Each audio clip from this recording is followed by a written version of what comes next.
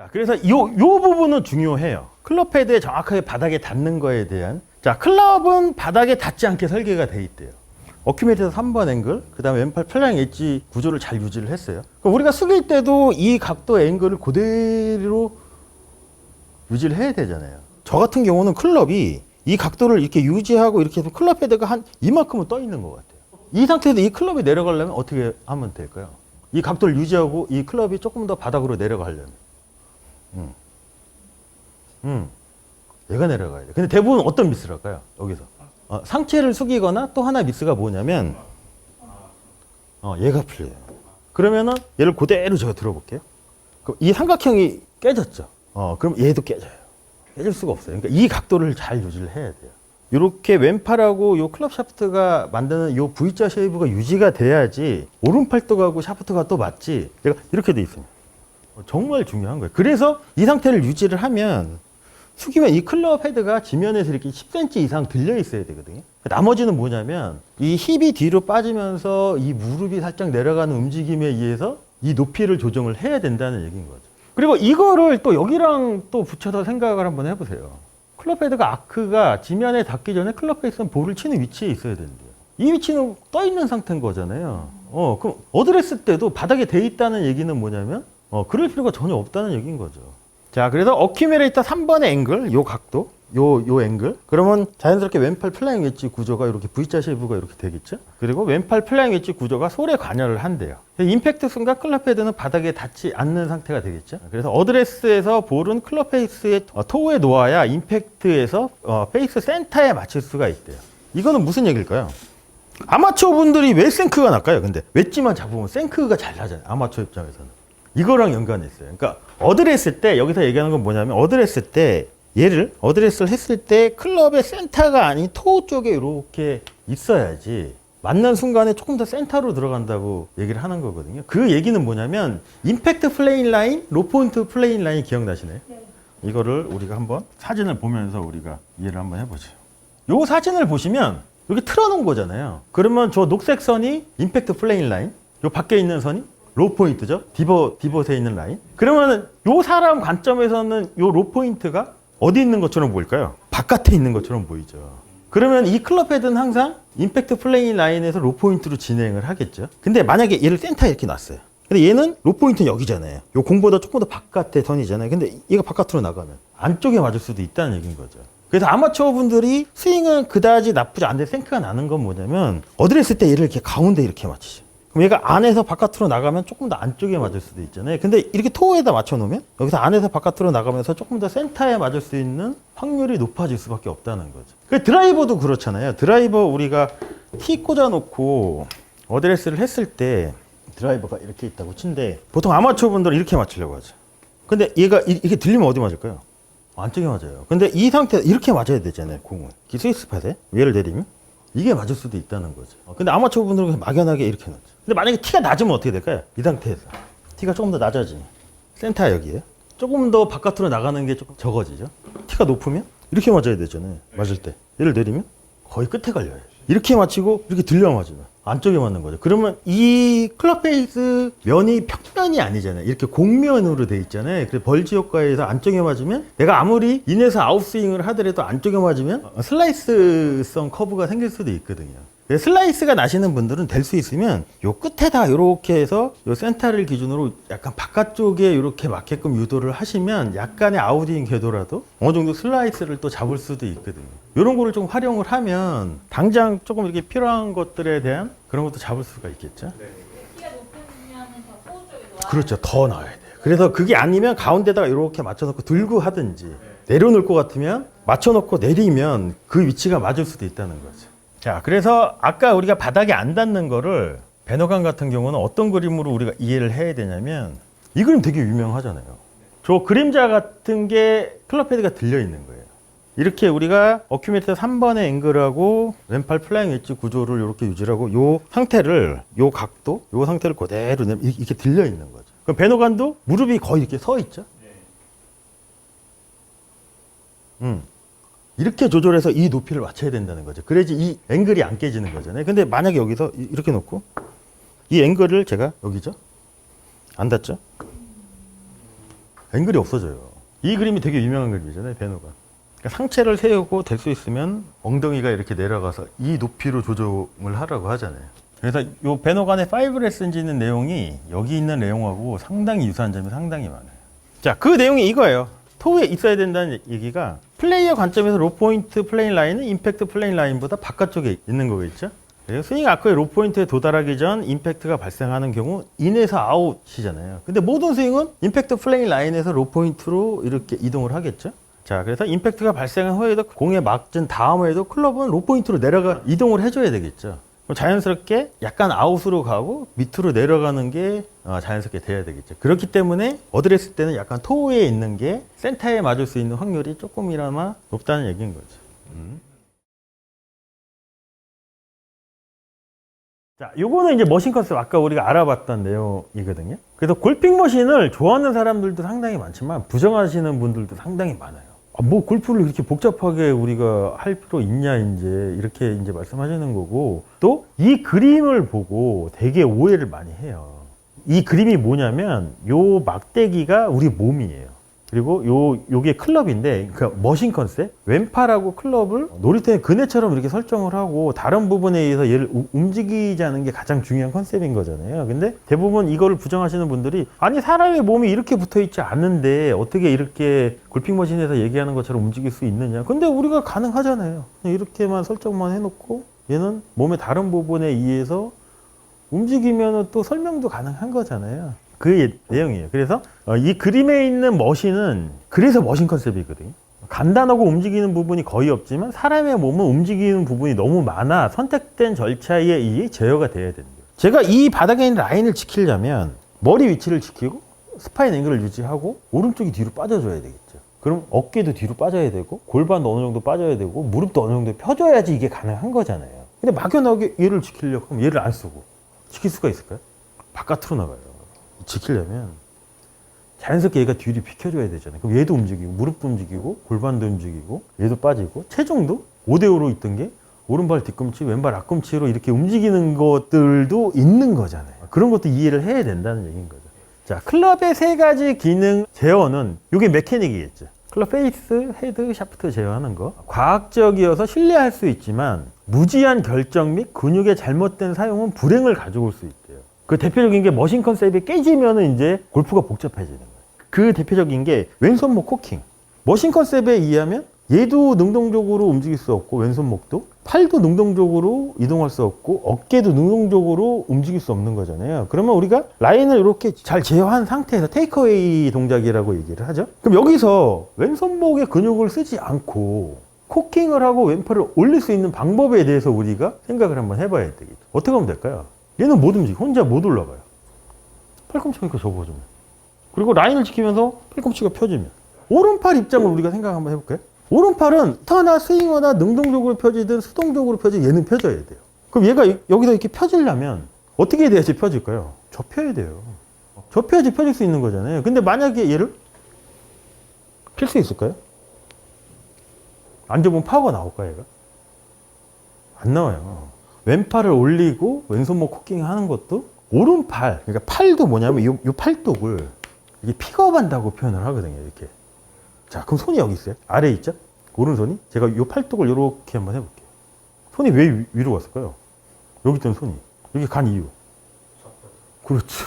근데 이걸 대부분 어떻게 오해를 하냐면 손으로 들려고 한다는 거죠. 손으로 드는 게 아니라 아니죠. 그렇죠. 이렇게 해놓고 제가 손을 안 쓸게요. 이렇게 걸어놓고 제가 팔꿈치가 이렇게 접힐게요. 그럼 얘를 놓으면? 근데 얘를 손으로 들잖아요. 필 수가 없어요. 이게 뭐랑 비슷하냐면 망치질하고 비슷해요. 망치질을 하는 것도 잘하는 사람들을 보면 손으로 안 들어요. 팔꿈치가 툭 펴져요. 그러면 이 무게를 정말 활용을 잘하거든요. 그래서 초보 목수들이 대부분 망치질을 잘 못하잖아요. 망치를 손으로 들어서 손으로 치려고 하니까 정확성이 떨어진다고 하더라고요. 망치질 한번 해보세요. 이렇게 놓고 하면 팔꿈치가 이렇게 접히면 내가 적은 힘으로 내가 이렇게 가요. 그리고 손목이 이렇게 써지는 것도 뭐냐면 팔꿈치가 이렇게 접히면 얘가 올라가죠.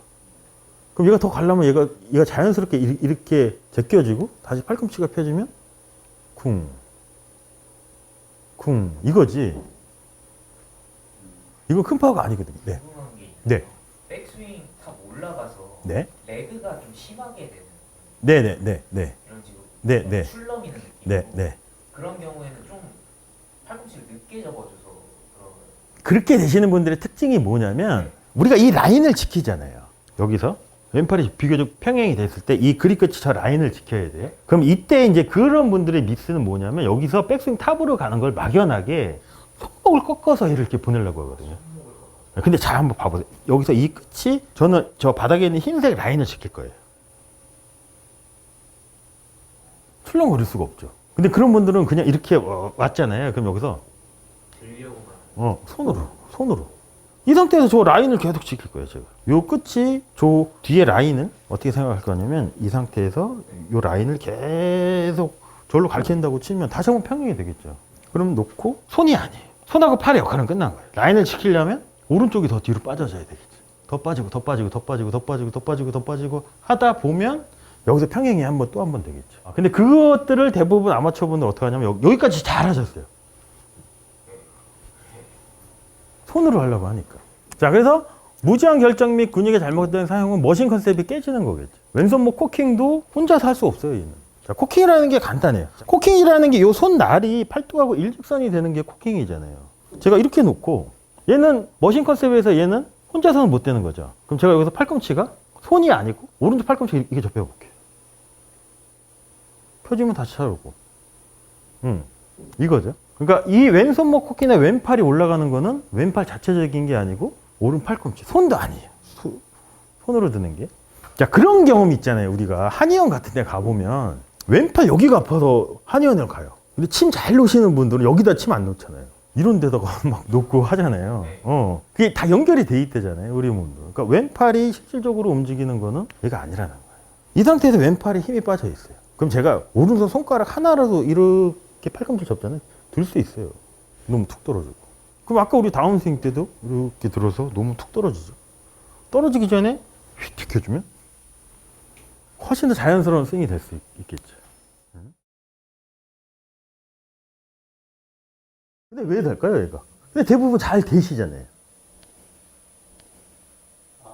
이게 상당히 문제가 될 수도 있다는 거죠. 그럼 얘를 이렇게 바닥에 내려놓잖아요. 압력이 빠져요. 손의 압력이. 우리가 그립에 힘을 빼는 건 아니잖아요. 이런 데 힘을 빼는 거지. 얘를 바닥에 내려놓는 순간 힘을 빼고 얘를 들 때 벌써 힘이 들어갔기 때문에 그 힘을 뺀다는 건 사실상 정말로 어려운 거거든. 그래서 배너간 그립 이렇게 잡잖아요. 그럼 어디 있냐면 여기서 받쳐줘야 돼. 그러면 얘를 잡고 이렇게 하면 자연스럽게 이 샤프트랑 팔뚝하고 같은 면에 있겠죠. 그 다음에 이 앵글도 어느 정도 이제 설정이 되죠. 얘가 정말 중요해요. 또 한 가지 우리가 한번 알아볼게요. 이 상태로 이렇게 잘 잡았잖아요. 그러면 제가 이 구조를 어느 정도 이 각도가 유지가 된 상태에서 얘를 바닥으로 내리면 클럽 헤드가 바닥에 지면에 닿을까요? 닿을 수 있을까요? 어떻게? 네. 이렇게 숙여서? 안 닿는데요? 근데 왜 닿을까요, 얘가? 근데 대부분 잘 되시잖아요. 이게 상당히 문제가 될 수도 있다는 거죠. 왜냐하면 이 각도가 팔뚝하고 샤프트의 각도가 크잖아요. 그럼 여기서 몸의 움직임이 됐던 오른팔의 움직임에 대해서 턴이 돼요. 턴앤 롤이 되어야 되잖아요. 결국 스윙은. 자, 턴, 롤이 돼요. 그럼 이 이동 거리가 상당히 많아지거든요. 그럼 이게 결국은 파워하고 연관될 수 있어요. 근데 만약에 이 각도가 없어요. 이러면 이 양이 상당히 적어요. 그럼 파워가 약해질 수도 있거든요. 왜냐면 턴 됐다가 롤 되는 양이 많기 때문에. 근데 이것도 써요, 우리가. 언제 쓸까요? 이렇게 잡는 그립을. 퍼터할 때는 이렇게 또 쓰잖아요. 그럼 상당히 유리한 거죠. 왜냐하면 덜 도니까. 그럼 클럽 페이스 제어하는데 상당히 유리하죠. 그래서 베너가는 그래서 이 얘기를 뭐라고 하냐면 자기는 자기 나름대로 그립을 잡고 클럽을 얘를 팔을 최대한 내렸을 때 클럽이 항상 지면에 떠 있대요. 그럼 여기서 이 클럽 헤드가 지면에 닿는 거는 그 바에 있는 이렇게 높은 의자 있잖아요. 거기에 걸터 앉듯이 하체가 이렇게 내려가는 움직임에 의해서 얘도 같이 내려간다고 하더라고요. 그래서 얘는 항상 떠 있어야 된다고 얘기를 하거든요. 근데 이거를 또 뭐랑 붙여서 생각을 하셔야 되냐면 왼팔은 근해잖아요. 근해가 어떻게 돼 있나요? 지면에 떠 있나요? 붙어 있나요? 떠 있어야 돼요. 얘가 지면에 닿는 순간 얘는 근해가 아닌 거잖아요. 그럼 얘를 지면에 닿는 순간 어떤 문제점이 생기냐면 얘를 움직일 거예요. 그럼 얘를 이렇게 바닥에 내려놓잖아요. 압력이 빠져요. 손의 압력이. 그럼 여기서 얘를 들 때 벌써부터 얘는 근해가 아닌 거예요. 그러니까 어느 정도 내가 그립에는 압력이 들어가도 우리가 그립에 힘을 빼는 건 아니잖아요. 이런 데 힘을 빼는 거지. 그래야지 내가 얘가 스무스하게 얘가 그네처럼 움직여주지. 얘를 바닥에 내려놓는 순간 힘을 빼고 얘를 들 때 벌써 힘이 들어갔기 때문에 그 힘을 뺀다는 건 사실상 정말로 어려운 거거든요. 그러니까 되게 사소한 게 스윙을 망칠 수도 있어요. 어떻게 보면은. 그래서 잭 니클러스는 그런 얘기도 했대요. 자기는 지금까지 평생을 골프를 치면서 모든 샷을 페어웨이 벙커샷처럼 생각하고 쳤다고 하더라고요. 그 얘기는 뭘까요, 그럼? 안 됐다는 얘기인 거예요. 바닥이 안 됐다는 얘기인 거거든요. 다는 순간 그때부터 그네가 아니에요. 다는 순간 얘를 뺀다고, 힘을. 얘를 이렇게 내려놓는 순간 여기를 빼요. 근데 비슷한 얘기를 골핑 머신에서도 해요. 클럽의 디자인은 클럽 헤드가 바닥에 닿지 않게 설계가 됐다고 얘기를 하거든요.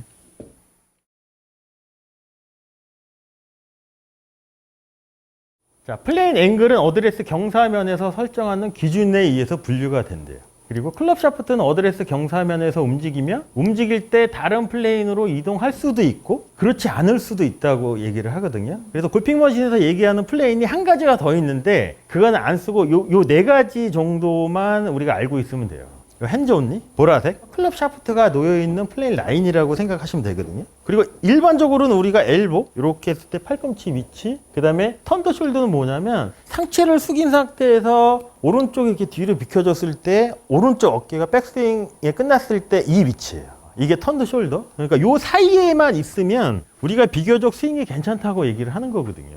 자, 그럼 드라이버에 있을수록 어느 라인에 더 가까울까요? 엘보에 가까웠죠? 웨지는? 예, 그렇겠죠. 그러니까 요 안에만 있으면 돼요. 그래서 그 얘기를 하는 거예요. 그래서 요 안에서 어느 정도 이동하는 거는 괜찮다는 거거든요. 근데 우리가 이 상태로 스윙을 할 수 있을까요? 백스윙을 할 수 있을까요? 안 되잖아요. 그 사진을 또 이제 뭘 보고 이해를 하셔야 되냐면 이거를 봐볼게요. 요 검은 선이 뭐냐면 샤프트가 갖고 있는 라인이에요. 이렇게 놓여있는 그냥 얘가 갖고 있는 라이 앵글이라고 치면 요 상태로 우리가 우리 몸 구조상 얘를 백스윙을 할 수 있을까요? 이 라인대로 얘를 유지하고 이렇게 안 되잖아요. 그럼 어떻게 해야 될까요? 한번 이동을 해야 되잖아요. 근데 대부분 이렇게 한번 이렇게 낮게 갔다가 위로 올라가면서 백스윙을 하거든요. 근데 아까도 우리가 알아봤지만 보상 동작 없는 스트로크가 가장 이상적인 스트로크라고 했죠.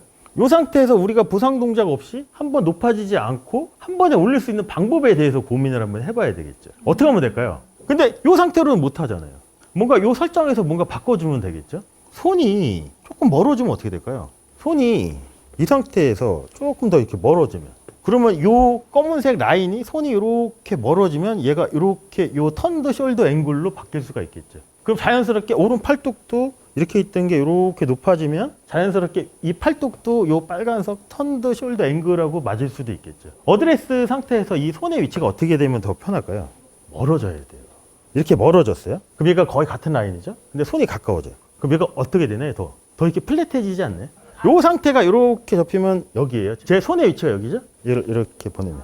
그러면은 라인을 이렇게 지켜주면 우리가 한번 높아지는 동작이 없을 수도 있잖아요. 근데 이걸 누가 할까요? 투어에서. 딕센버가 이렇게 해요. 그래서 이 상태로는 우리가 백스윙을 할 수가 없잖아요. 사실상.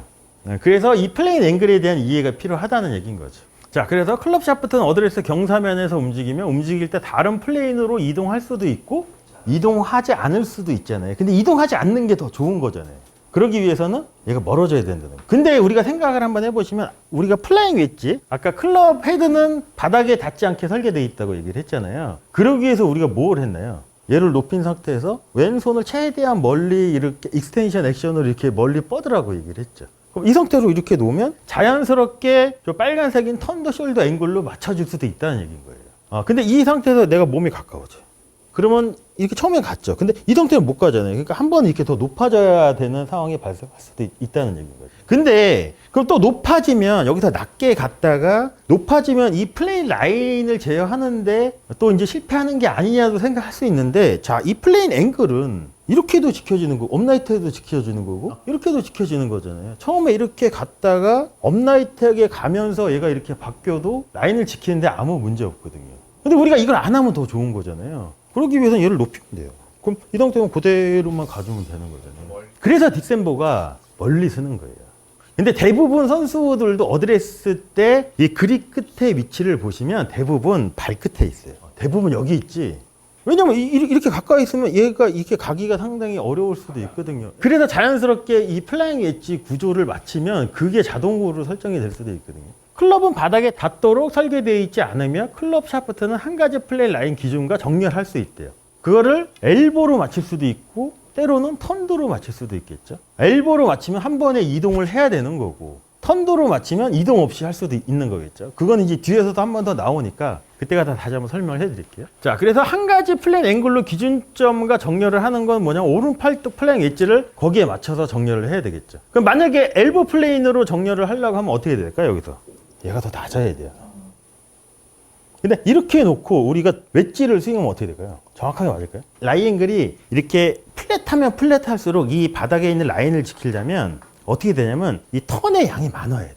근데 얘가 업라이트 하면 턴의 양이 비교적 적어도 괜찮거든요. 근데 웨지 같은 경우는 앵글드 힌지를 쓰기 때문에 턴의 양이 많으면 안 좋잖아요. 그러니까 비교적 여기에 가까운 게 더 유리한 거고 드라이버 같은 경우는 호라이즌탈 힌지를 쓰니까 얘가 이렇게 조금 더 낮아도 괜찮다는 거죠.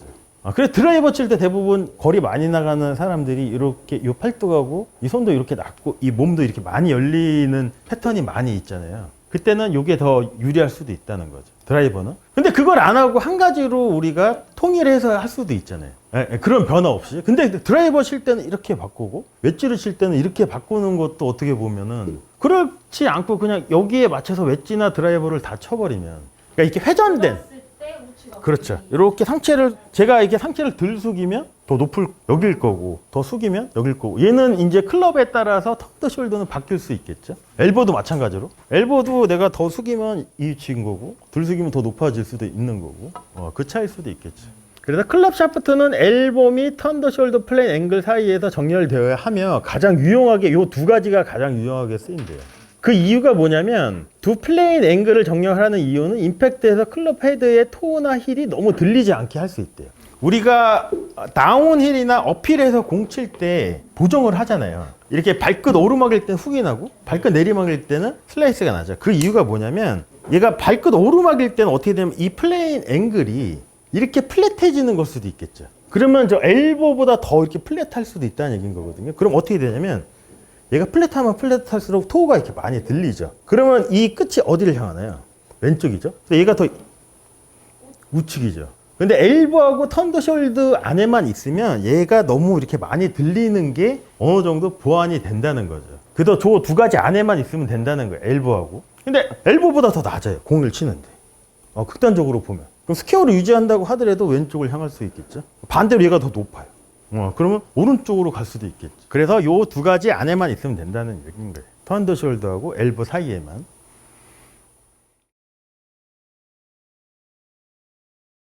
2번 어큐뮬레이터. 이거는 여기서 왼손목이 코킹이 있다 풀릴 때 이것도 파워를 어느 정도 만들어 준다고 얘기를 하는 거잖아요. 그래서 이 순식간에 대해서 벨로시티 파워라고 이제 호머켈리는 이름을 붙였어요. 그러니까 속도가 여기 순간적으로 이렇게 가속이 나온다고 해서 그래서 클럽 샤프트와 왼손 수직 앵글이 왼손목 코킹을 만든대요. 이거는 뭐냐면 왼팔 근의 개념이에요. 이 개념이 여기서는 왼손목 코킹이 안 돼 있죠. 근데 여기서 오른쪽 팔꿈치가 이렇게 접히면 코킹이 되고 그러면 이렇게 보시면 요 삼각형이 이렇게 보이잖아요. 클럽 샤프트랑 왼팔하고. 그럼 얘는 항상 요 수직면을 유지를 해야 돼요. 그럼 우리가 코킹이 되려면 먼저 이렇게 회전이 먼저 돼야겠죠.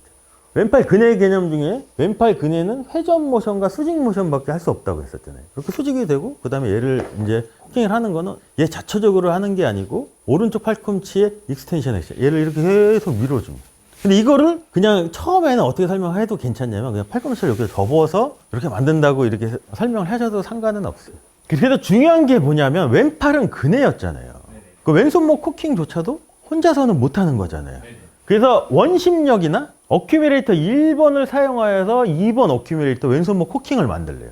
이게 정말 중요한 내용인 거거든요. 자, 원심력을 사용해서 코킹을 만드는 거는 우리가 경험해봤잖아요. 이렇게 클럽을 앞에다 밀어놓고 손목 코킹이 생각 없이 몸이 이렇게 틀어져도 손목 코킹이 잘 만들어지는 거잖아요. 그리고 여기서 익스텐션 액션으로 이렇게 계속 밀어도 왼손목 코킹이 만들어지는 거잖아요. 그랬을 때 이 동작이 그러니까 2번 손목의 코킹이 그러니까 원심력이나 어큐뮬레이터 1번에 의해서 여기까지 와주면 오른손을 띄는 순간 얘는 떨어질 수 있어요.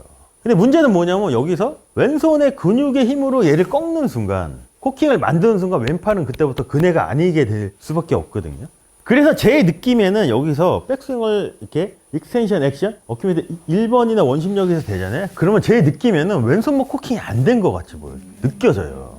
근데 거울을 보니까 다 돼 있더라고요. 저도 보니까. 그러니까 그동안 저도 얼마만큼 얘를 이렇게 꺾었다는 얘기인 거예요. 그래서 타이거 우즈가 책을 쓴 게 있어요. 옛날 거. 뭐 나는 골프를 어떻게 하는가 뭐 그 책에 이 비슷한 내용이 있어요. 무슨 내용이냐면 자기는 지금까지 골프를 하면서 한 번도 왼손목 코킹이 된 느낌을 받아본 적이 없다고 얘기를 했거든요. 타이거 우즈. 이건 것 같아요. 제가 볼 때는.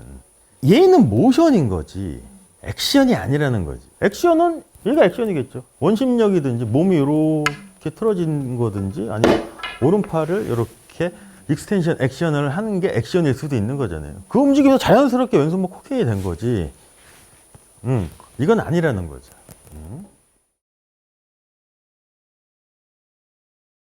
얘를 지킬 거예요. 지키려면 이렇게 가르쳐야 되겠죠. 프레셔 포인트 3번의 압력도 이렇게 유지가 됐어요. 그럼 제 손이 어떻게 움직이는지 한번 봐보세요. 여기서 제가 라인을 지킬 거예요. 어떻게 움직였나요? 제 손이, 양손이. 똑바로 가나요? 그리고 안으로 들어오지 않나요? 그래서 스윙 레프트라는 얘기 많이 했죠. 옛날에는. 왼쪽으로 다운스윙 때 왼쪽으로 스윙을, 이게 스윙 레프트예요. 라인을 유지를 하고 제 손이 움직이는 걸 보시면 손이 되게 안으로 들어와요. 그래서 이걸 봐볼게요. 손이 어떻게 움직이나요? 여기부터 이렇게 움직이죠? 근데 이 끝은, 여기가 공이에요? 이 끝은 어떻게 움직이나요? 여기부터 이렇게 가면. 안에서 바깥으로 나가면서 이렇게 가겠죠. 계속 바깥으로 있죠? 바깥에, 여기가 공이니까, 여기가 라인이고, 여기까지도 바깥이죠? 여기 있을 때 손위치가 어디냐면 여기예요. 여기 있을 때 손위치가 어디냐면 여기예요. 안으로 들어가요. 몸이 비켜주는 게 멈추면 안 되겠죠. 여기서 이 라인을 지키려면, 오른쪽은 공에 가까워지는 거고, 왼쪽은 멀어지는 거잖아요. 그러니까 이 동작이 피니시까지 원모션으로 가야 되는데 내가 여기서 얘를 한다고 손으로 이렇게 할 수는 없잖아요. 그럼 내가 드라이버 같은 경우는 그래서 대부분 선수들이 임팩트 포지션에서 어떤 동작이 나오냐면 이 골반은 거의 타겟을 보고 이런 포지션이 나오는 거잖아요. 그럼 이 순간부터 이 손은 어떻게 가는 게 가장 자연스러운, 안으로 들어오는 게 가장 자연스러운 거예요. 대부분 어떻게 하냐면 여기서. 근데 그거를 어렵게 생각하지 마시고, 그러니까 이 라인 지키는 것만 하시면 돼요. 제가 아무것도 안 할게요. 아무것도 안 하고 요 그립의 끝이 저 라인을 지킬 거예요. 라인을 지킬 거예요. 제 손이 어떻게 움직였나요? 이거랑 비슷하게 움직이지 않나요? 근데 제가 인위적으로 얘를 이렇게 당기면, 그리고 인위적으로 제가 몸을 이렇게 틀면 다 깨질 수밖에 없어요. 그러니까 이게 정말 중요한 거예요. 여기서 놓고 아무것도 하면 안 돼요. 하면 된다고 생각하잖아요. 하면 더 큰 파워가 생기는 것 같고. 그게 이거 아닐까요? 임팩트 백을 때리는 거에 가장 큰 오해가 뭐냐면, 임팩트 백이 이렇게 있어요. 이렇게 있으면 얘를 이렇게 때리는 게 목적이 아니거든요. 얘를 놓고 걸리는 거잖아요. 얘가, 나는 이 라인을 지키고 싶은데 뭔가 이 물건이 있으니까 여기서 이 걸리는 거를 느끼는 거지. 이거를 잘못하면 어떻게 되냐면 이거는 아니라는 거죠. 여기서 이 소리가 크게 난다는 얘기는 내가 손으로 얘를 세게 때리는 게 아니고 이 갈키는 게, 이 라인을 갈키는 게 여기서 조금 더 빨리 갈켜요. 라인을 제어하는 게 이렇게. 그러면 얘가 있으면 이렇게 해서 얘가 충격이 가해지는 거지. 이거를 잘못하시는 분들의 특징이 뭐냐면 힘으로 치려고 한다는 거지. 이건 아니라는 거예요. 얘가 여기 있으면 저 라인을 지킬 거예요. 그러면 제 몸이 어떻게 되나요? 모든 게 자연스럽게 아까 우리가 그림을 봤던 거랑 비슷한 동작으로 나올 수밖에 없다는 얘기인 거죠. 치면 안 된다는 거예요. 걸리는 거지. 얘가, 제가 이 라인을 지키는데 걸려 있는 거지. 이건 아니라는 거죠. 릴리스, 임팩트를 뒤에, 이제 요거를 먼저 한번 봐볼까요? 여기 릴리스를 한번 봐볼게요. 릴리스는 파워 패키지에 사용한 모든 파워 어큐뮬레이터를 작동시켜 임팩트 위치로 보내는 거래요. 자, 그리고 다운스트로크에서, 다운스윙에서 임팩트에 대한 조정 없이 탑에서 피니시까지, 적어도 팔로우스로까지 원활하게 진행을 해야 된대요. 자, 그리고 릴리스는 임팩트, 팔로우스로를 포함한 연속 모션이래요. 여기서 릴리스가 이렇게 되면, 이렇게 릴리스가 되면, 릴리스, 임팩트, 팔로우스로잖아요. 그러니까 여기까지 원모션으로 가져야 된다는 거예요. 내가 여기서 원모션으로 이렇게 가요. 가는데 얘가 이렇게 딱 걸리면 이걸 수도 있다는 거죠. 근데 이거를 잘못하면 어떻게 되냐면, 그럼 여기 저항이 클 나면 어떻게 될까요? 내가 아무것도 안 하고 저항이 클 나면, 더 크게 만들려면, 걸리는 저항이 크게 만들려면 이 속도가 빨라지면 되겠죠. 전반적인 속도가 빨라지면 되겠죠. 근데 이 전반적인 속도를 빨리 하려면 아까 우리가 했던 것처럼 가속, 프레셔 포인트 3번의 압력을 유지를 하고 직선 구간을 내려가면서 그냥 내버려 두면 이때부터 왼쪽이 비켜주겠죠. 그러면 그 다음부터는 그냥 자동으로 될 수도 있다는 얘기인 거죠. 근데 우리는 여기서 뭔가를 해야 된다고 생각을 하잖아요. 더 큰 파워를 내기 위해서. 그럴 필요가 전혀 없다는 얘기인 거예요. 그럼 이 속도를 더 크게 하려면 어떻게 해야 되냐면 스탠스가 넓어주면 되겠죠. 넓어주고 놓고 그럼 비켜주는 것도 더 빨리 움직일 수 있고 그러면 골프에 필요한 파워도 어느 정도 더 크게 만들어질 수도 있다는 얘기인 거죠. 자, 그 다음에 피벗에 관해서 알아보죠. 피벗은 간단해요. 우리가 바닥에 있는 라인을 지키는데 머리 위치만 우리가 지켜주면 나머지는 비켜주기만 하면 되는 거잖아요. 근데 만약에 내가 이렇게 그러니까 바닥에 있는 플레인 라인, 타겟 라인이 스퀘어로 맞추고 스탠스가 크로스가 되면 어떻게 됐을까요? 이렇게 해서 그 라인을 지키려면 이쪽이 조금 더 자연스러워지겠죠. 백스윙을 할 때. 근데 만약에 이쪽이 이렇게 오픈으로 바뀌면 피벗이 어떻게 될까요? 이렇게 되면 라인을 지키려면 이쪽이 좀 제한을 받을 수가 있겠죠. 그럼 파워 면에서는 어느 게 더 좋을까요? 크로스가 더 좋은 거죠. 왜냐하면 여기 회전량이 많으니까 이게 그거에 관한 내용이에요. 그리고 피벗 변화는 스탠스 정렬 방향으로 만들어진 자체 모션과 방향만 나타낸대요. 이 얘기는 뭐냐면 내가 이 상태에서 오픈을 쓰건 크로스를 쓰건 바닥에 있는 라인을 지키는 거잖아요. 당연히 오픈을 서 있어서 라인을 지키려면 약간 제한이 있지만 오른쪽이 뒤로 비켜주는 거고 크로스가 돼 있으면 제한이 없기 때문에 비켜주는 게 훨씬 더 쉬워질 수도 있겠죠. 그거에 관한 내용이에요.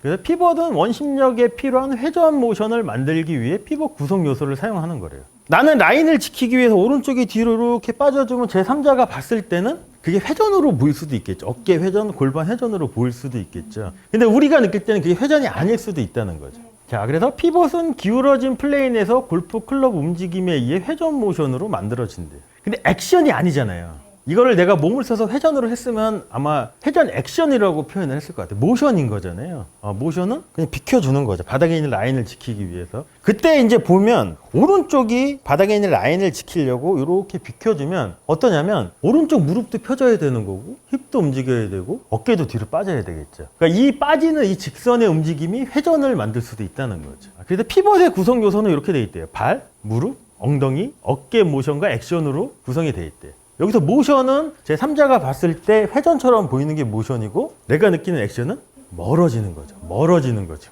자, 그래서 보시면 양방향으로 손이 움직이는데 필요한 회전 및 체중 이동을 위해 밸런스를 유지해야 된대요. 이게 뭐냐면 머리 위치만 지켜주면 그건 자동으로 해결될 수 있겠죠. 머리 위치를 지키고 스탠스가 이렇게 넓어지면 넓어지는 대로 지키면 이렇게 되는 거죠. 좁으면 좁은 대로 하면 밸런스를 잘 맞아지겠죠. 그래서 아까 우리가 이걸 해봤지만 파워는 팔에서 나오는 거죠. 그래서 피벗의 역할은 이렇게 한대요. 히터 같은 경우는 오른팔을 접었다 피는 거잖아요. 그래서 런치패드 역할을 해줘야 된대요. 런치패드가 뭐냐면 우리가 미사일을 쏠 때 미사일 발사대가 있잖아요. 이렇게. 근데 이 미사일 발사대가 경고해야지 얘를 잘 쏠 수가 있겠죠. 근데 얘가 막 이렇게 흔들려요. 그럼 얘를 잘 쏠 수 있을까요? 그러니까 그 역할을 해줘야 된대요. 그래서 우리가 예전에 이제 그 펀치 스트로크 했을 때 히터는 오른팔을 접었다 피는 거잖아요. 펀치 스트로크를 하려면 스트레이트 펀치잖아요. 얘가 남아 있어야 되죠. 그러니까 피벗이 오른팔이 이렇게 펴질 때 이 피벗이 오른팔을 펴주는 거를 서포트 해주는 역할만 해주면 되는 거거든요. 그래서 오른발 뒤꿈치가 히터 같은 경우는 치고 나서도 뒤꿈치가 이렇게 붙어 있는 게 피벗이 안정이 있어야지 오른팔 접었다 피는 거를 조금 더 잘 할 수가 있겠죠. 근데 스윙어는 파워 연천이 뭘까요? 원심력이잖아요. 그러니까 얘가 회전장치 역할을 해주는 거예요. 그러면 자연스럽게 오른발 뒤꿈치가 임팩트 때 떨어지는 게 훨씬 더 자연스럽겠죠. 스윙어 같은 경우는. 근데 드라이버를 칠 때 오른발 뒤꿈치를 붙이면 어떻게 될까요? 좋을까요? 나쁠까요? 별로 좋지는 않을 것 같아요. 왜냐하면 드라이버는 우리가 원심력 활용을 극대화해줘야 되는 거잖아요. 근데 오른발 뒤꿈치를 붙인다는 얘기는 몸의 원심력을 제한한다는 걸 수도 있겠죠. 그럼 원심력이라는 게 결국은 왼쪽이 많이 비켜주면 비켜줄수록 원심력은 더 극대화되겠죠. 근데 오른발 뒤꿈치를 붙이면 비켜주는 거를 방해할 수도 있다는 얘기인 거죠. 근데 오른발 뒤꿈치를 붙이라고 레슨하시는 프로님들이 많잖아요. 방향성을 위해서. 엄청나게 잘못된 걸 수도 있다는 거죠. 자, 그래서 다운 스트로크에서 3차원 임팩트 첫 번째 방향인 다운이잖아요. 다운, 아웃포워드죠. 위에 힙 턴 전에 힙 슬라이드가 돼야 된대요. 이 얘기는 뭐냐면, 자, 이렇게 바닥에 있는 이게 작살 던지기를 하는데 이 라인을, 바닥에 있는 라인을 지키려면 첫 번째 동작이 뭐냐면 왼쪽 무릎을 펴줄 준비를 해야 되잖아요. 그러면 요 끝이 바닥에 있는 라인을 이렇게 유지를 하고 얘를 이렇게 하면 제 힙이 어떻게 됐나요? 처음에. 여기서 한번 봐볼게요. 슬라이드 방향이 어느 방향으로 되는지 한번 봐볼까요? 여기 바닥에 있는 플레인 라인이고 비교적 스퀘어로 쓰고 바닥에 있는 라인을 지키고 이 힙이 뒤로 비켜주면 이렇게 돼 있겠죠? 그럼 여기서 힙 슬라이드는 어느 방향으로 돼야 될까요? 라인을 지키려면 이 방향으로 돼야 돼요. 오른쪽으로. 목표가 아니고 왜냐면 이 골반이 목표는 이 방향이죠. 근데 만약에 여기서 목표 방향으로 힙 슬라이드를 하면 어떻게 되냐면 얘가 빠져요. 이 상태에서 힙 슬라이드라는 얘기는 뭐냐면 이거죠. 이게 미는 거잖아요. 미는 방향을 들어놓고 오른쪽으로 밀어볼게요. 제 골반이 어떻게 돼 있나요? 오른쪽을 향했네? 아니죠. 자, 이 방향이에요. 제 골반의 방향이 이 방향대로 힙을 밀어볼게요. 골반이 어떻게 돼 있나요? 지금은 힙 슬라이드를 하니까 처음에 이 방향이었던 게 근데 이렇게 놓고 제가 이렇게 놓고 이 방향으로 밀 거예요. 저는 힙 슬라이드를. 근데 대부분 미스는 뭐냐면 여기서 타겟 방향은 여기잖아요. 골반에 이렇게 틀어진 방향은 오른쪽이고 타겟 방향으로 얘를 힙 슬라이드 하려면 어떻게 되면 얘가 빠져요. 스핀 아웃이 돼요. 근데 이거를 신경 쓸 거 없이 자 들어놓고 요 그립 끝을 바닥에 있는 플레인 라인을 향해서 이렇게 내려오려고 하잖아요. 처음에 왜냐하면 이 측면에서 보시면 얘가 오른쪽으로 향해 있잖아요. 그럼 여기서 직선으로 내려가려면 클럽 헤드가 손보다 위에 있을 때는 어떻게 되면 오른쪽으로 갈 것 같은 느낌이 강해야 돼. 이 힙도 같이 오른쪽으로 힙 슬라이드가 돼야 된다는 거예요. 그러면 어느 정도 요 클럽 샤프트가 지면하고 평행이 됐을 때 이 힙이 타겟 라인하고 스퀘어를 찾아올 수 있거든요. 그때부터는 얘가 떨어지겠죠. 클럽 헤드가. 그때부터 뭐만 하면 될까요? 이 상태가 됐으면 왼쪽 무릎만 피면 그때부터는 힙 회전이 이제 우린 회전이라고 생각을 안 하지만 그러니까 이렇게 되는 거죠. 놓고 오른쪽으로 힙 슬라이드 그 다음에 근데 대부분 엎어치는 이유가 아마추어분들이 엎어치는 이유 힙 슬라이드가 없는 거예요. 백스는 이렇게 들었어요. 힙 슬라이드 없이 회전을 먼저 하면 엎어칠 수밖에 없겠죠. 자, 그래서 힙 슬라이드가 중요한 게 뭐냐면 자 이렇게 들어놓고 오른쪽으로 제가 힙을 이렇게 밀어볼게요. 그럼 척추 기울기가 어떻게 되나요? 얘가 더 이렇게 밀면 더 길어지죠. 그럼 이 클럽이 어떻게 될까요? 더 밑으로 떨어질 수밖에 없겠죠. 그러면 처음에 밑에 방향을 결정을 해주는 거예요. 근데 이 힙 슬라이드 없이 얘가 먼저 빠지면 스핀 아웃이라고 표현을 하죠. 아웃 인으로 들어올 수밖에 없잖아요. 근데 왜 아마추어 분들은 왜 이거를 잘 못할까요? 들어보면 되게 간단하잖아요. 근데 왜 못할까요? 그래서 자꾸 막 주변에서 회전 하잖아요. 골반 회전을 잘해야 된다. 엉덩이 회전을 잘해야지 뭐 다운스윙을 해야 된다. 하니까 얘가 다운이 되려면 얘가 밑으로 어느 정도 떨어진 상태에서 돌아줘야 되는데 처음부터 그냥 돌리는 거예요. 요즘 유튜브 뭐 있잖아요. 무조건 돌리라고 하시는 분들도 있고. 그게 이렇게 정확한 거를 이해 못한 상태에서 무조건 돌리면 그게 더 안 좋을 수도 있다는 거죠. 오른손 그립 잡는 거는 이렇게 잡아야 된대요. 그림처럼 이렇게 잡아야 된다고 얘기를 하거든요. 오른손 그립은 손바닥이 타겟을 향해 잡아야 된대. 자, 그리고 오른손 그립의 발로 정말로 손가락으로 잡아야 돼요. 자, 왼손이 이미 올바르게 그립을 하고 있다면 오른손에 클럽을 배치하고 샤프트가 검지 손가락의 첫 번째 마디. 여기가 골핑 머신으로 따지면 어딜까요? 프레셔 포인트 3번이에요. 3번과 교차하도록 해야 된대요. 이렇게 놓으라는 거예요. 이렇게 놨죠? 여기도 프레셔 포인트 3번이겠죠? 자, 그리고 올바른 오른손 그립을 얻기 위해 손가락 첫 번째 마디에 오게 하고 두 개의 가운데 손가락의 압력의 주요 부분을 공급해야 된대요. 오른손은 이 두 손가락으로 잡으라고 하잖아요. 여기서도 얘기하네요. 검지 손가락을 너무 강하게 잡으면 안 된대요. 왜 그랬을까요? 그렇죠. 그것 때문에 이렇게 한 거예요. 왜냐하면 베노간이 훅으로 엄청난 고생을 한 거잖아요. 이 책에 읽어보면 이 훅 때문에 선수 생활을 포기까지 하려고 했었어요. 어떤 표현을 쓰냐면 그 베노간이 쥐를 상당히 무서워했나 봐요. 훅이 나는 게 쥐 보는 것만큼 두려웠대요.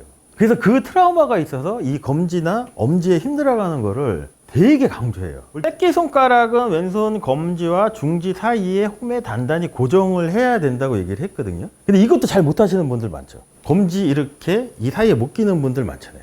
다 이렇게 되잖아요. 그 이유가 뭐냐면 이거예요. 손가락으로 못 잡으시는 거예요. 왼손 그립을 이렇게 잘 잡았어요. 저는 어떻게 잡았냐면 베노간처럼 요 첫 번째 마디를 이렇게 놓고 여기 손가락으로 이렇게 잡아요.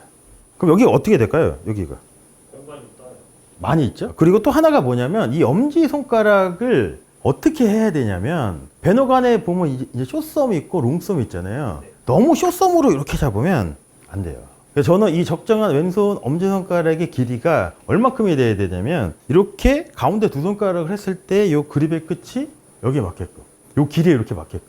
근데 얘가 이렇게 짧아져도 안 되고 그렇다고 얘가 이건 롱썸이에요. 요 사이 말씀하시는 네, 요 길이. 요 여기. 예, 네, 네, 네, 네. 이렇게. 자, 그러면 여기서 우리가 왼손, 여기 왼손 엄지손가락 사이드 부분에 요 생명선을 이렇게 밀착을 시켜줘야 되잖아요.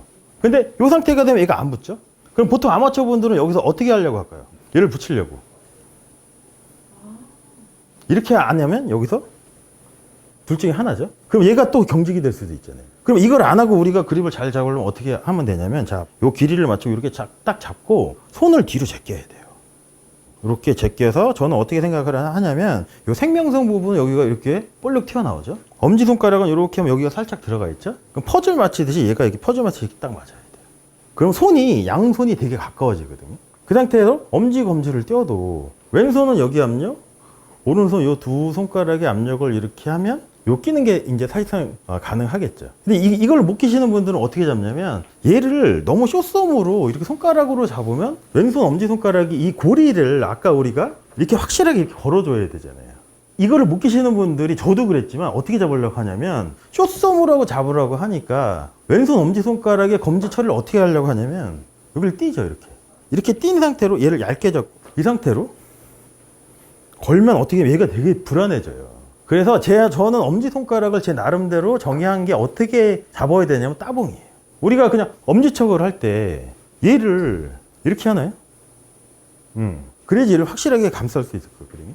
그러면 이 상태로 잡고 그러면 놓고 요 홈만 이렇게 딱 맞춰주면 훨씬 더 잘 견고한 그립이 가능하겠죠. 그리고 배노관이 여기를 붙이라고 하잖아요. 여기를. 네. 혹시 당구 치실지 아나요? 당구 퀴거리 할 때 어떻게 하냐면 요 끝을 이렇게 붙이죠. 그럼 어떻게 되냐면 여기를 붙이면 요 부분에 압력이 들어가요. 그러면은 자연스럽게 우리가 V자 모양을 만드는 것도 훨씬 더 쉬워지겠죠. 자, 근데 우리가 배너간도 저렇게 보지만 오른손은 되게 손가락 그립이잖아요. 네, 네. 그냥 이렇게 잡고 놓고 얘를 뒤로 제껴야 돼요. 자, 한번 봐보세요. 제가 이렇게 정상적인 제 나름대로 스윙을 하고 왼손 그립을 떼볼게요. 요만큼 잡혀요. 이게 네? 아니라 네. 이렇게 직선으로 놓고 당겨 잡는 네. 거네요. 자, 여기서 중요한 게 뭐냐면 최대한 얘를 손가락으로 이렇게 딱 잡고 감싸고. 내고 그다음에 얘가 안 붙죠? 네. 뒤로 제껴야 돼요. 뒤로 이렇게. 뒤로. 네, 이렇게. 그리고 여기는 힘이 빠져야 돼요. 그리고 요 길이도 될 수 있으면 요 길이랑 이렇게 맞추고 이렇게 잡으면 훨씬 편해. 훨씬 견고한 그립이 가능하겠죠. 자, 근데 왜 배노간이 오른손은 더 손가락으로 잡으라고 얘기를 했을까요? 왜냐면 오른손목 입장은 어떻게만 움직이면 될까요? 코킹 필요할까요? 필요 없어요. 이렇게 꺾여야 되겠죠? 이거는 그러니까 이제 남자분들한테는 조금 설명이 좀 쉬운 게 뭐냐, 야구공을 던진다고 치고 야구공을 우리가 이렇게 손가락으로 이렇게 잡아야지 손목을 이렇게 해서 이 손목의 움직임이 편해지겠죠. 근데 야구공 우리가 이렇게 손바닥으로 잡았다고 치면은 이 손목의 움직임이 어떻게 될까요? 둔해지죠. 근데 결국은 그립을 내가 이렇게 깊게 잡는다는 얘기는 뭐냐면 여기잖아요. 그럼 이 손목의 움직임이 그래서 안 될 수도 있죠. 근데 좋은 그립이 잡히면 플레인 라인을 유지하는 게 어떻게 보면 자동으로 될 수도 있어요. 근데 해보셔서 아시겠지만 그립을 바꾸는 게 스윙 바꾸는 것 중에 가장 힘들잖아요. 내가 편한 그립으로 안 잡으면 공이 안 맞을 거. 그래서 선수들도 그립 바꾸는 거 상당히 어려워하잖아요. 그래서 저도 이제 저한테 배우는 학생들, 특히 프로지망생 애들한테 그립 잡는 거를 설명을 할 때는 저는 습관이 들 때까지는 공을 치면서 그립을 바꾸지 말라고 해요. 빈 스윙 연습하면서 그때는 그립을 해도 된다고 얘기를 하거든요. 왜냐하면 공을 맞춰야 된다는 프레셔가 없잖아요. 그러니까 이걸 불편해도 그걸 어느 정도 이겨낼 수 있는데, 볼을 치면서 내가 그립을 바꾸려고 하면 그 심리적인 그 압박감을 대부분 이겨내질 못하더라고요. 근데 빈 스윙을 하면서 그 불편한 그립이 조금씩 편한 그립으로 가면 나도 모르게 공 칠 때 그 그립을 해요. 그게 제가 볼 때는 그립을 바꾸는 가장 효과적인 방법이라고 저는 생각을 하거든요. 그래서 요 지렛대 먼저 첫 번째 지렛대를 놓고 보면 첫 번째 지렛대의 폼이 이건 거잖아요. 왼팔 클럽이 만든 이 폼인 거잖아요. 근데 이 지렛대는 압력에 의해서 작동을 한대요. 그게 뭐냐면 프레셔 포인트 4가지 중에 조합을 해서 쓴다는 거죠. 자, 첫 번째 지렛대는 이 팔에 의해서 움직이죠. 그럼 프레셔 포인트 어디가 쓰일까요? 여기. 왼팔이 움직이려면 여기 4번이 여기서 어느 정도 압력이 변화가 있겠죠. 왼팔 같은 경우는. 오른팔 같은 경우는 여기에요. 프레셔 포인트 1번이에요. 이 두 개의 압력이 변화가 생길 때 첫 번째 지렛대가 움직여지겠죠.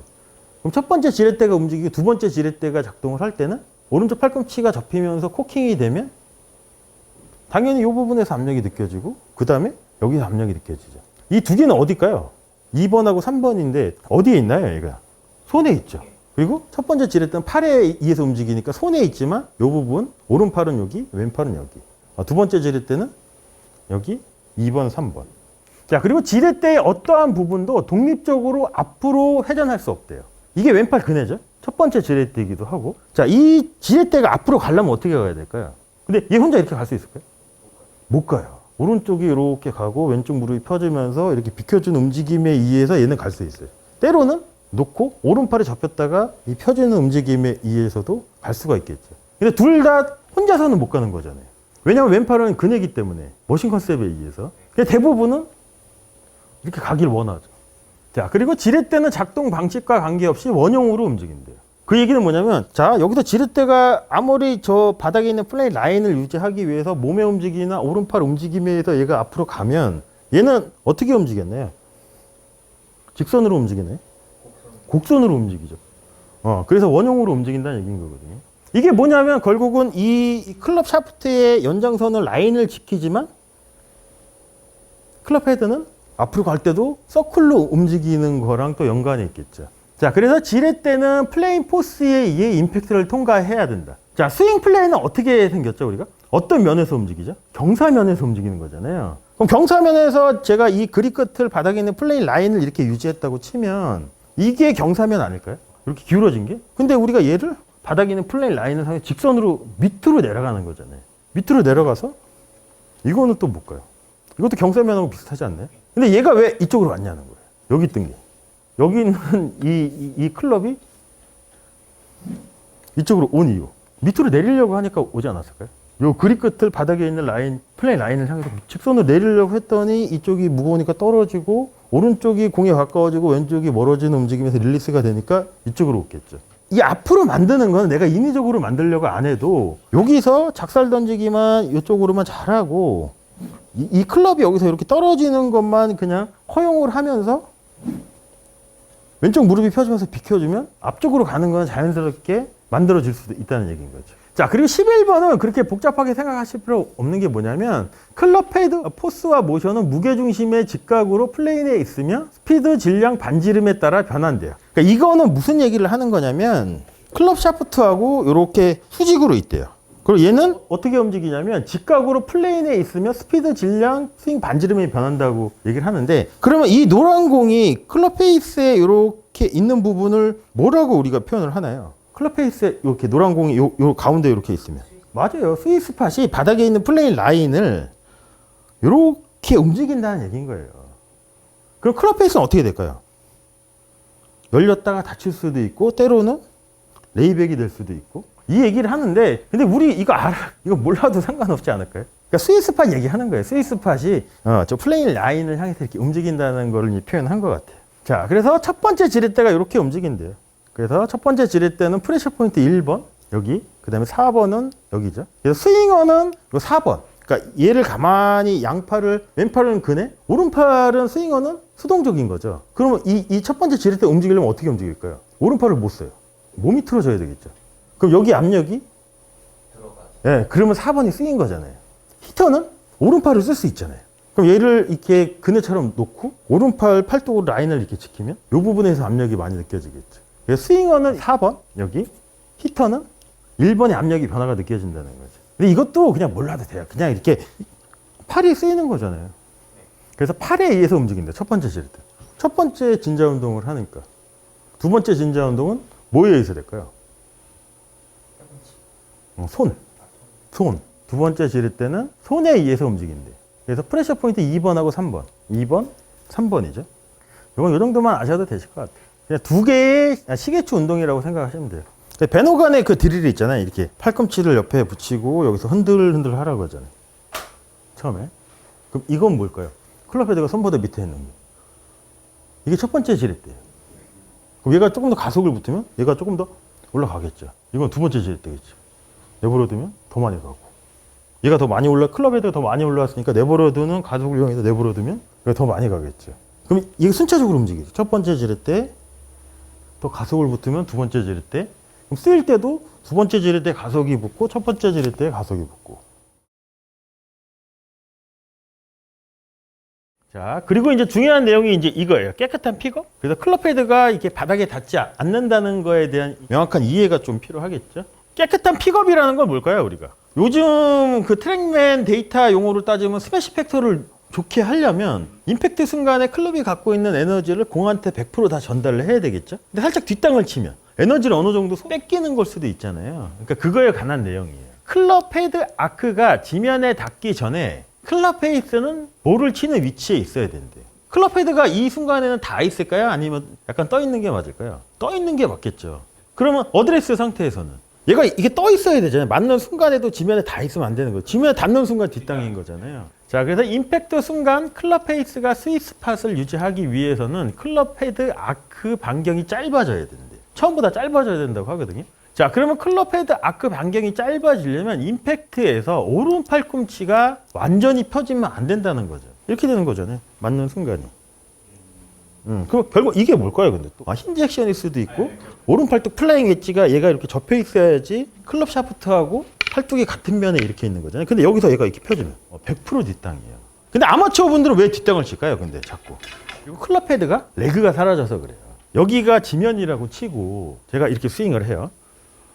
벤트되고 레그가 설정이 돼 있죠. 그럼 레그가 설정이 된 상태로 내가 그대로 오른쪽이 공에 가까워지고 왼쪽이 이렇게 멀어지면 이 클럽 헤드는 바닥에 닿을 수가 없거든요. 근데 여기서 제가 똑같은 위치인데 오른 손목이 벤트에서 플랫으로 바뀌고 팔꿈치가 펴져 바뀌어요.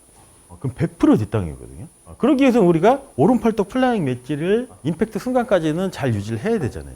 플라잉 웨지 공부할 때 뭐를 공부했냐면 호머 켈리가 단순하게 자기는 오른쪽 플라잉 웨지가 라인을 지키고 왔다가 라인만 지키고 이렇게 가기만 하면 좋은 임팩트가 가능하다고 했잖아요.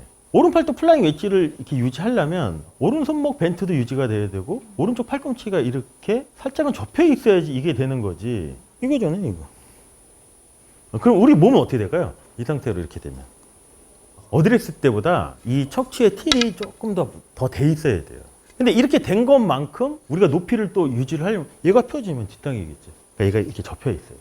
임팩트, 어드레스, 임팩트, 어드레스죠. 그래서 포드 프레스가 필요한 게 여기를 한번 리허설을 하고 그대로 갔다가 그대로만 맞으면 훨씬 더 정확한 임팩트가 가능하겠죠. 스트로크 반경을 짧게 하는 기하학적인 적절한 방법은 오른팔뚝 플라잉 웨지 정렬을 잘 유지하면 된대요. 임팩트에서 왼쪽 어깨는 어드레스 때보다 높아요. 왜냐하면 어드레스가 양손이 가운데 있는 위치면 오른팔뚝 플라잉 웨지를 유지하려면 그냥 상승된 높이로 정확한 반경을 설정을 하고 설정된 아크의 중심을 유지하고 설정된 높이와 앵글로 그립을 잡아야 된대. 얘가 더 높은 거잖아요. 왼쪽이 더 높은 거잖아요. 이게 뭘까요? 왼팔부터 클럽 이 구조를 또 이것도 왼팔 플라잉 웨지잖아요. 근데 항상 그래서 우리가 어드레스를 했을 때 이 각도를 유지하려면 그냥 막연하게 이렇게 숙이는 것보다 양팔 플라잉 웨지, 왼팔 플라잉 웨지, 오른팔뚝 플라잉 웨지를 이렇게 유지하면 제 어깨 정렬이 어떻게 되어 있는 것처럼 보이세요? 기울어졌죠? 그대로 내려요.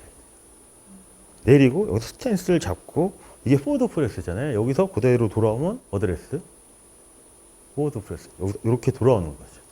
근데 우리는 그냥 막연하게 이렇게 잡으려고 하니까 일단 오른팔뚝 플라잉 웨지가 어떻게 보면 정렬이 안 맞는 상태일 수도 있겠죠. 근데 이게 정말 중요한 거예요. 처음에 플라잉 웨지 만들고 이 돌아오는 것도 자 보시면 왼팔 플라잉 웨지, 오른팔뚝 플라잉 웨지 맞죠? 얘를 같은 면이죠, 이렇게 놓고 제가 이 상태를 그대로 숙이면 오른쪽은 낮고 왼쪽은 높은 상태로 숙이는 거잖아요. 네, 그러면 이렇게 숙이면 이 상태를 유지하려면 이 골반이 이렇게 살짝 열려 있어야 돼요. 이렇게 놓고 얘만 골반만 이렇게 쳐주면 우리가 흔히 알고 있는 어드레스 상태 양손이 가운데 있는 위치로 오겠죠. 그다음에 다시 낮아지면 이게 포워드 프레스. 이 상태에서 바닥에 라인만 지키면 백스윙하기도 훨씬 더 편해지겠죠. 그래서 선수들이 실제 플레이를 할 때 볼을 어드레스를 잡을 때 제일 많이 하는 동작 중에 하나가 뭐냐면 공 뒤에 이렇게 맞추잖아요. 얘랑 맞추잖아요. 이렇게. 그 다음에 이 상태에서 왼손 그립을 잡으면 어떻게 되면 얘가 높아질 수밖에 없는 거잖아요. 이렇게 설정을 하거든요. 그래서 이렇게 들어와도 된다는 거죠. 그럼 얘가 낮아졌다가 이렇게 들어오면 이 팔뚝하고 샤프트가 팔뚝이 샤프트보다 살짝 높을 수도 있거든요. 이건 괜찮다는 거지. 왜냐면 다시 이렇게 임팩트 포지션으로 가면 이 팔뚝하고 샤프트가 같으면 이건 깨질 수도 있죠. 이때는 괜찮다는 거예요. 그래서 왼쪽을 높게 잡으래요. 그래서 왼쪽이 높아지면 자연스럽게 오른쪽은 낮아진대요. 그러면은 내가 이렇게 왼쪽이 높고 오른쪽이 낮아진 상태로 이렇게 하려면 얘가 접혀야지 이게 되지. 오른팔이 펴지는 순간 이 정렬을 안 맞게 될 수밖에 없잖아요. 그러니까 왼팔 플라잉 엣지, 왼팔 플라잉 엣지 이렇게 수직면 있죠, 이렇게. 오른팔도 플라잉 엣지는 수평면이에요. 그러면 얘가 낮아야지 얘가 맞아지죠. 임팩트 순간에는 우리가 왼쪽은 높고 오른쪽이 낮은 상태에서 임팩트가 되겠죠. 베노간 같은 경우는 이 영상이 유명하잖아요. 이거잖아요. 베노간이 저기서 오른손으로 어떻게 하는 것처럼 보일까요? 이렇게 당기는 걸 수도 있지 않을까요? 이렇게. 근데 당기는 게 우리가 이건 아니라는 거죠. 베노간의 정렬을 보시면 이렇게 돼 있죠. 베노간도 높고, 낮고. 자, 그래서 방금 전에 프로님이 얘기한 내용이 또 여기 나오네. 익스텐서 액션을 적용하여 왼팔을 스트레칭하고 가능한 볼에서 멀리 유지하고 오른 팔뚝을 샤프트에 맞춘대요. 이거잖아요. 근데 될 수 있으면 오른 팔뚝하고 이 샤프트가 같은 면에 있으려면 왼팔이 이 손하고 제 몸의 간격이 이렇게 가까워도 왼팔 플라잉 엣지 어느 정도 이렇게 맞잖아요. 그러면 이 상태에서 오른 팔뚝을 맞출 수 있을까요? 오른 팔뚝을 맞추려면 어떻게 돼야 될까요? 왼손이 멀리 있어야 돼요. 그러니까 여기서 이렇게 지긋하게 빼는 거예요. 이 상태 내리면 그럼 아까 베노간 했던 거랑 비슷하지 않을까요? 이렇게 놓고 얘를 멀리 놓고 당기면 그래서 체크 포인트가 뭐냐면 왼팔이 보여야 돼요. 근데 만약에 이건 아니라는 거죠. 이게 결국은 양팔뚝 플라잉 웨지를 맞추는 거예요. 그래서 선수들이 대부분 어드레스를 보면 이 그립 끝이 어디가 있냐면 대부분 발끝에 가 있어요. 발끝에 있거든요. 근데 이게 너무 이렇게 가까우면 어떻게 될까요? 오른팔뚝 플라잉 웨지를 유지하기가 상당히 어려울 수도 있거든요. 가능한 멀리 있는 게 좋죠.